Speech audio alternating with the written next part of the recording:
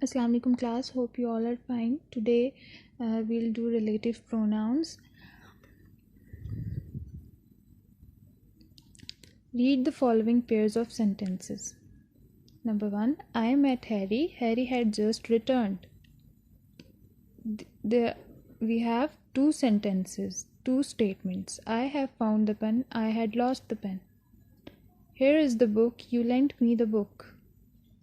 But we do not know the connection between each pair. हमें इन pairs के बीच में कोई connection नहीं पता, but there is some connection. Let us now combine each of the above pairs into one sentence. We'll combine these sentences now. I met Harry, who had just returned. I have found the pen which I had lost. Here's the book that you lent me.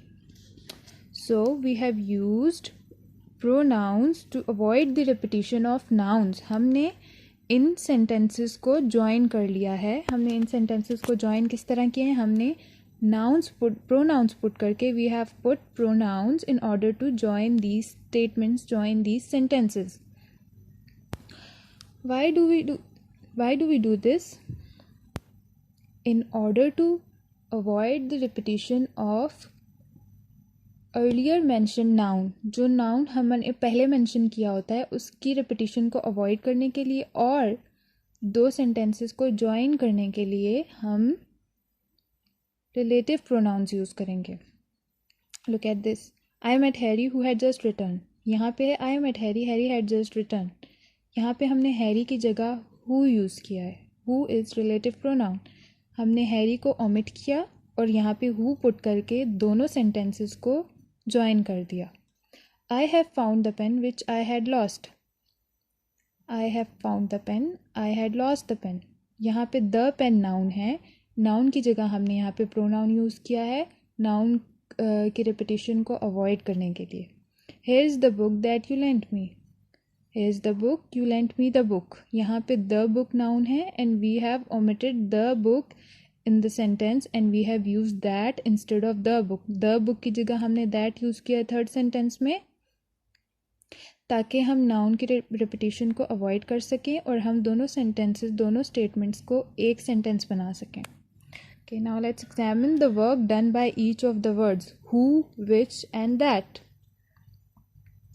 The word who is used instead of the noun Harry. It therefore does the work of a pronoun. As we all know, pronouns are used instead of nouns. So in all of three sentences, we have used pronouns instead of nouns. In the first sentence, Harry is noun. In the second sentence, the pen is noun. And in the third sentence, the book is the noun.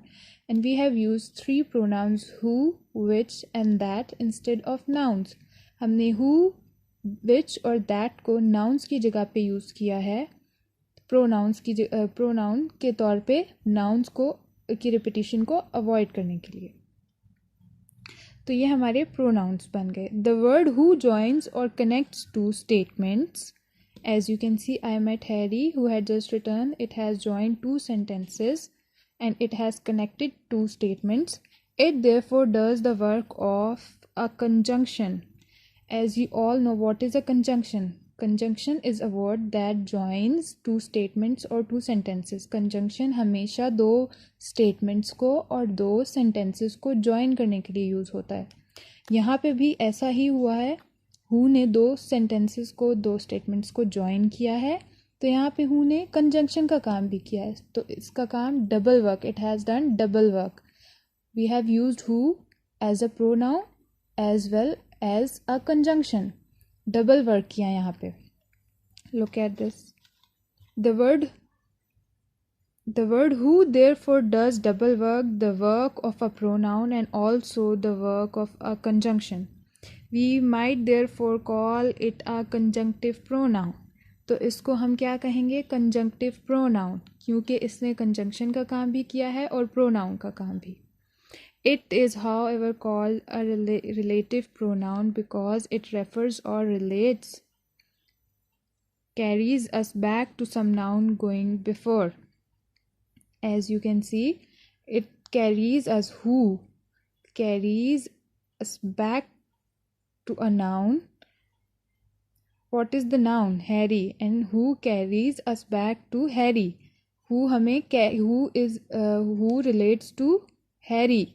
यहाँ पे who Harry को से relate कर रहा है, यानी who pronoun Harry को refer कर रहा है, तो इसीलिए इसको रिलेटिव प्रोनाउन कहते हैं कि ये पहले मेंशन नाउन से रिलेट करता है.